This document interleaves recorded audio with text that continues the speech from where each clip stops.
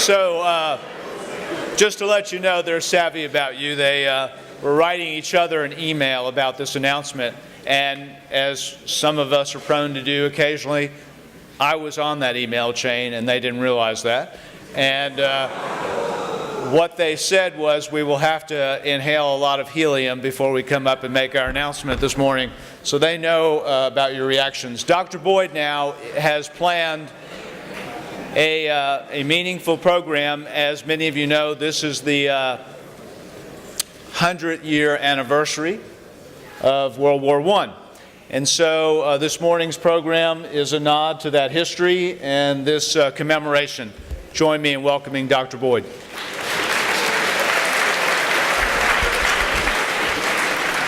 Good morning. As Mr. Joy just mentioned, this year marks the centenary of the ceasefire that ended World War I at 11 a.m. on November the 11th, 1918.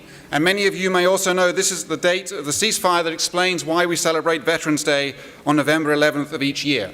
And so to recognize this occasion, we've put together a program for the Assembly this morning that's designed to do three things. First, to allow us as a school to honor and remember those in our families and in the schools past who have served in the armed services. Second, to remember particularly the legacy of the First World War. And finally, to encourage us all to think about how, even though it is an event almost entirely outside of living memory, some of its legacies are so universal that we would do well to remember them today and in the future. There'll be two elements to this program, one focusing on the beginning of the war in 1914 and the other on its end 4 years later. In each case, there'll be a piece of music from the time being performed by MBA students and faculty, accompanying images of veterans from the MBA communities past and present. In this way, we hope this morning will provide a symbolic but meaningful link between our world today and the memory of the world of 1914 to 1918. Mr. Kelly is going to start things off by introducing the music that the Ellington Band will perform and by talking about how it speaks to the feelings about the war that existed as it began. As he is speaking, you will see images of young men at the moment of their enlistment in 1914. As the Ellington Band plays, you will see a montage of images of members of the MBA community from the last 50 years taken at their own enlistment or on deployment. And the poppies that the band are wearing are a traditional symbol of remembrance for those who lost their lives in World War I. Please join me in welcoming Mr. Kelly.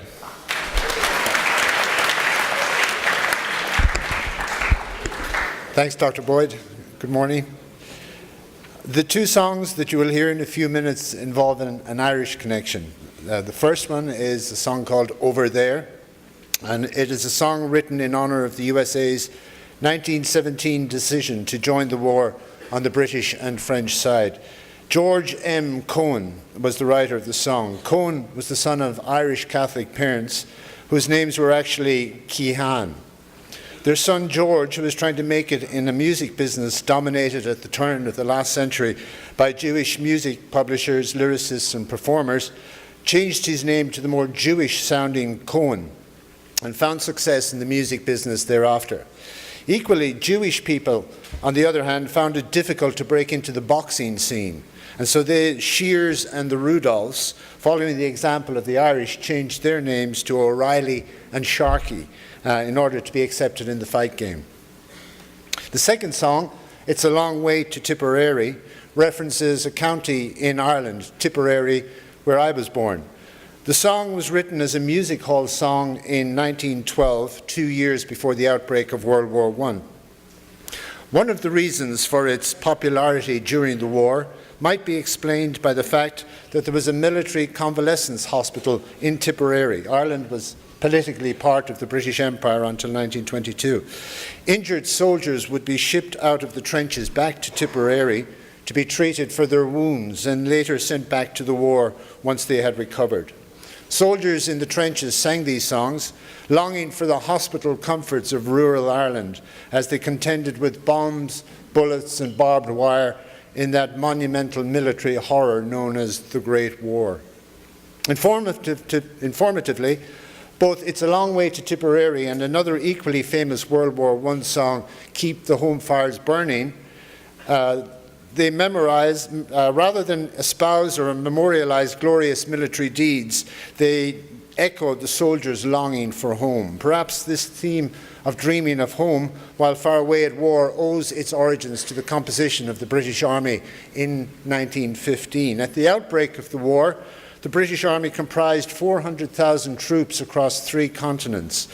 By the end of the war, in 1918, the British forces numbered nearly 4 million combatants, 210,000 of which were Irish volunteers. Some 700,000 members of the British forces died in World War I, and 35,000 of those were volunteer Irishmen.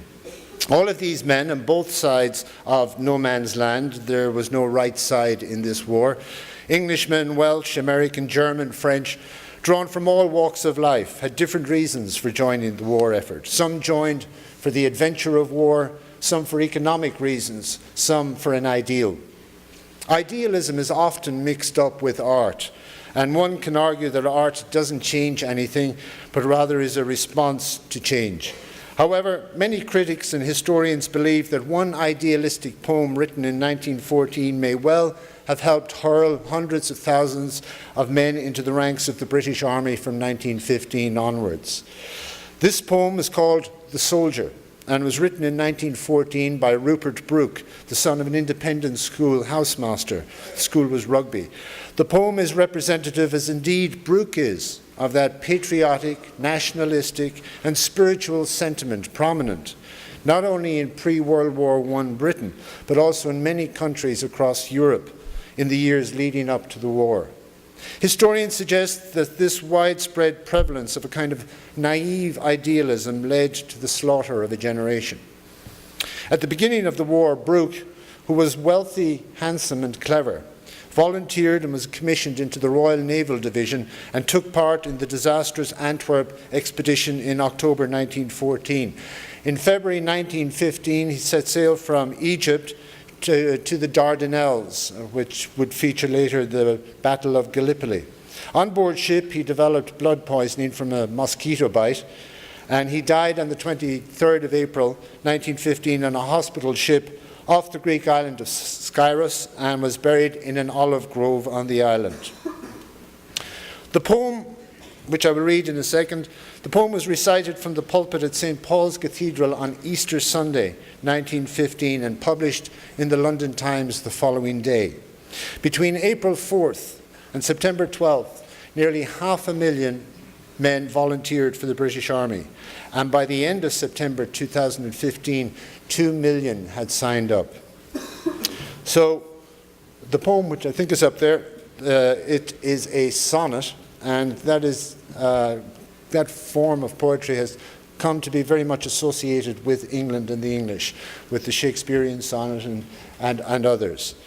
You will also notice in the poem that England, or the word England or English, is mentioned 5 times, and the poem suggests that the death of a foreign soldier in a foreign land will make the earth of that land richer, and also it expresses the idea of sacrifice, or renewal, or the renewal associated with the sacrifice would make, even for a better heaven, an English heaven. So, The Soldier by Rupert Brooke. If I should die, think only this of me, that there's some corner of a foreign field that is forever England. There shall be in that rich earth a richer dust concealed, a dust whom England bore, shaped, made aware, gave once her flowers to love, her ways to roam, a body of England's breathing English air, washed by the rivers, blessed by the sons of home. And think this heart, all evil shed away, a pulse in the eternal mind, no less gives somewhere back the thoughts by England given, her sights and sounds, dreams happy as her day, and laughter learnt of friends, and gentleness in hearts at peace under an English heaven. By the end of July 1916, that idealistic sentiment expressed in Brooke's poem had all but evaporated among the general population. 1918 or 2018, the passing years bring new challenges. Men and women join the armed services of the respective countries for various reasons. For country, for a sense of justice, for adventure. The World War I poet Tom Kettle, in a poem to his daughter, declared that he joined the war and would die not for flag, nor king, nor emperor, but for a dream born in a herdsman's shed and for the secret scripture of the poor. Such idealism, guided by mercy, justice and love, has and always will have an important place in the services of the USA.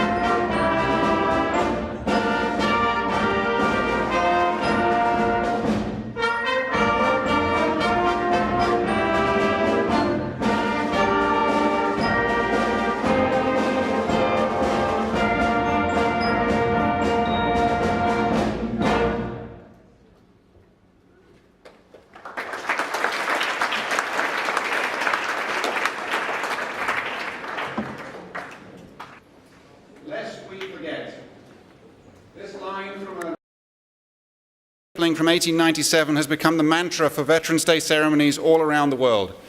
It speaks to an aspect of the occasion that can be often as emotionally poignant as it is necessary. Paying tribute to those who served or who are no longer with us or who served at times that few of us can anymore remember. For as well as celebrating the spirit of service that Mr. Kelly spoke of a few moments ago, November the 11th is also about remembering the losses that such service inevitably brings with it. The immediate relevance of the First World War to today can seem unclear. The societies the soldiers came from, the lives they lived, the causes they believed in were all very different. And yet I would argue that the First World War speaks to certain universal truths about what it means to serve, to fight, and in particular what it means to grapple with the inevitable tragedies that warfare can bring to soldiers and civilians alike. Truths that we cannot afford to forget, both for the sake of understanding the reality of war and also in order to properly honor the memories of those who didn't make it home. The degree of loss suffered during the First World War can be hard to imagine, and we should be grateful that it is. About 18 million people lost their lives during the conflict, but as a statistic, that number is almost too vast to comprehend. A more tangible way of understanding it is to look at the contrast between two photos of the same battalion taken 2 years apart. At the top of the screen, you see a battalion of the Cameron Highlanders ready to go to the Western Front at the beginning of the war in 1914. The bottom photograph shows the remaining survivors of that battalion, taken at the end of the war in November of 1918. The world these soldiers fought and died in 100 years ago can also seem completely alien to us, but again I would argue there is a certain universality of experience for a young man or woman going off to war that transcends time and place. Not only that, but from your standpoint as students, there is a broader generational link with the soldiers of the First World War. Consider the case of two soldiers in particular whose deaths bookend the start and end of the fighting. First, John Parr, a British soldier born in Crouch End, London, barely a mile from where I grew up. So caught up was he in the atmosphere of August 1914 that Mr. Kelly described that he lied about his age in order to enlist. Just days after reaching the front, he was killed the first time he drew his weapon, becoming the first British soldier to die in the conflict. Second, Henry Gunther, an American soldier from Baltimore, born to German immigrant parents. With the clock ticking down to the start of the ceasefire at 11 a.m., officers on all sides continued to give orders to attack.